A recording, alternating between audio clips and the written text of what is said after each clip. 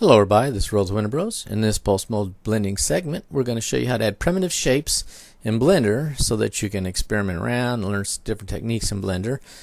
You may even use these as the basis to create a new model later on. For this segment, we're going to be using Blender 2.83.4. So let's get started.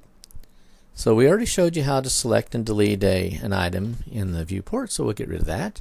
So what you want to do basically is you're going to go up to the viewport menu and you're going to click on add, then you're going to click on mesh or just hover over it and it should pop up automatically, and then you're going to have all these choices to choose from.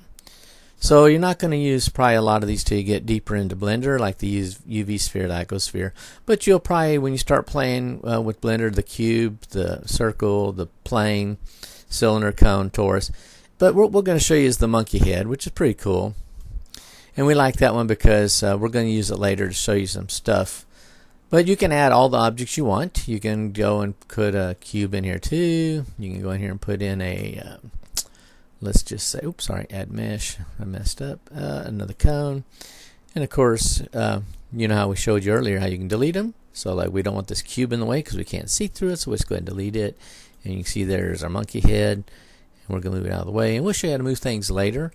But you can have multiple things inside Blender as you're working on them. So these are the types of shapes you can add. We could add them all, but you should play around and see what you can do with add mesh.